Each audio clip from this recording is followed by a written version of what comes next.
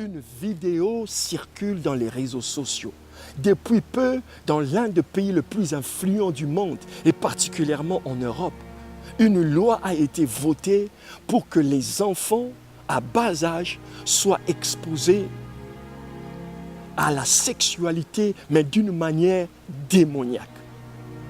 Nos enfants seront initiés à la pratique sexuelle réservée aux adultes. Cette loi a été conçue dans les abîmes de l'enfer. Cette loi provient des esprits maléfiques, démoniaques, pervers, remplis de sodomie. Cet esprit vient pour séduire nos enfants et leur faire comprendre, les amener à avoir une vie sexuelle perverse, avoir des mentalités perverses. Dans une autre nation, une loi a été votée pour qu'on reconnaisse le troisième genre, c'est-à-dire ni homme ni femme. Troisième genre. Nous sommes dans une époque terrible. Et pendant ce temps, que fait l'Église? L'Église se plaint. L'Église se lamente. Oh, je voudrais aujourd'hui encourager un leader, un conquérant.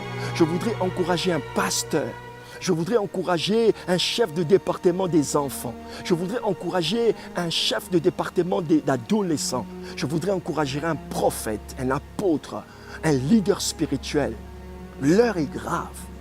Pendant que le monde, Satan, est en train d'envahir le monde avec des lois pour détruire la vie de nos enfants, l'Église doit modifier, doit comprendre que nous ne pouvons plus combattre ces choses avec nos anciennes méthodes. Nos écoles du dimanche doivent être renouvelées, revues de fond en comble, leur programme. Nous devons avoir des enfants dès l'âge de 6 ans, 5 ans, 7 ans, 8 ans, remplis du Saint-Esprit, remplis de feu, de puissance, pour qu'ils reconnaissent que ces œuvres sont diaboliques. Nous ne pouvons plus agir de la même façon. Nous ne pouvons plus combattre avec les anciennes armes. Nous devons avoir l'équipement qui correspond à l'attaque que nous sommes en train de subir. La loi a été votée. Les lois ont été votées. Ces pays vont pratiquer ces choses. Dès cette rentrée scolaire, les choses vont aller plus vite. Ces professeurs, ces enseignants vont le faire à cœur joie. Ils vont enseigner à nos enfants la masturbation. Ils vont les enseigner à faire des choses ignobles que moi et toi, nous n'avons jamais fait. Et qu'est fait l'Église? Nous ne devons plus enseigner la Bible comme nous l'enseignons avec des petits chants, avec des petits chœurs dans nos enfants. Les écoles doivent être des moments prophétiques, des moments de puissance. Les écoles de dimanche, les séances des jeunes doivent être des moments de puissance, de gloire pour armer nos enfants, pour armer nos adolescents. Sinon, nous n'aurons que notre tête pour pleurer. Je ne suis pas de cette génération défaitiste. Je n'aime pas le leadership qui consiste à se plaindre et à observer et à subir. C'est pourquoi je prêche cette parole. C'est pourquoi je suscite dans votre cœur l'esprit de leadership, de conquérir. Nos enfants ne doivent pas subir, ils doivent gagner. Ils doivent conquérir, ils doivent enseigner, ils doivent impressionner, ils doivent influencer les autres. Ce n'est pas à eux de subir. La Bible dit, nous sommes le sel de la terre. Nous sommes une ville située sur une montagne. Et nous ne pouvons pas être cachés. Chers amis, l'heure est grave.